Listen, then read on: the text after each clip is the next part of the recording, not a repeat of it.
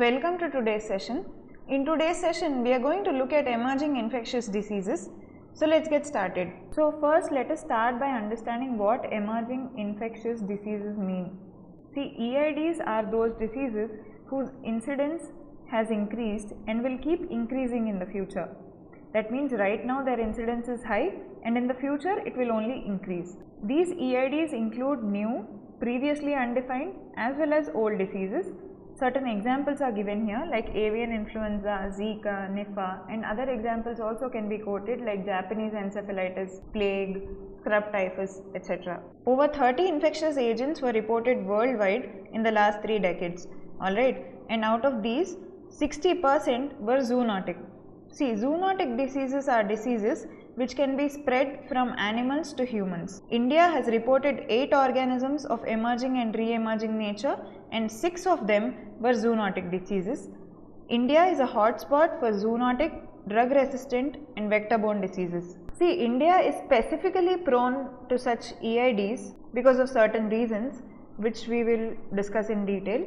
The first reason is high population density.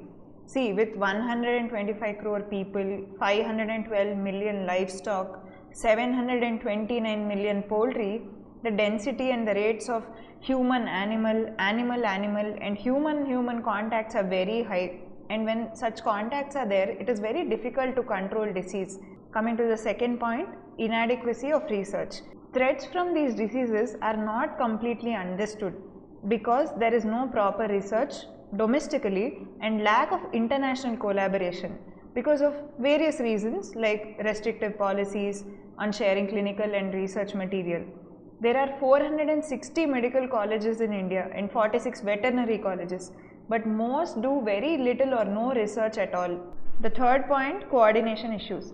See, in India there are coordination issues between the executive and legislature, that is between diplomats and bureaucrats, and in the bureaucracy also there is bureaucratic lethargy, right? So because of this there are coordination issues. And then coming to the fourth issue, which is lack of policy focus. See, recently National Health Policy was approved and this National Health Policy did not mention anything about zoonotic diseases or emerging infectious diseases.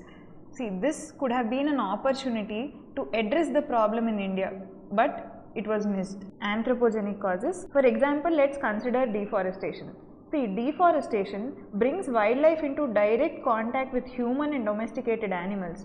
So, it increases the risk of zoonosis along with changed weather patterns, which further escalates the spread of these diseases. Diverse animal population. For instance, India has an incredible diverse bat population which harbors 10% of coronaviruses. But very little is known about these viruses in Indian bats and their disease potential. Changing lifestyles. See, these days people prefer to order food rather than cook it, right? So, improper handling of food and preparation in order to save time for convenience is leading to spread of diseases. Lower latitudes. See, tropics are prone to a greater risk of new and emerging diseases, and of course poverty and social inequality will also lead to acquiring new diseases. Now let us look at the structures that are already in place in India.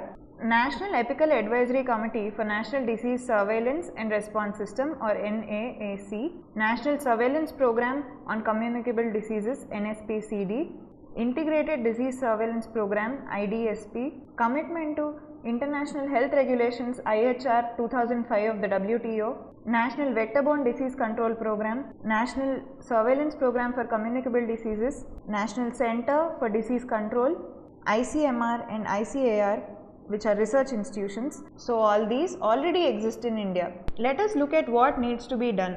There is a need to understand zoonosis better. Happens through research. Identifying the animal source and stop further transmission can be done by R&D. Harbor the culture of safe health practices in hospitals and healthcare facilities.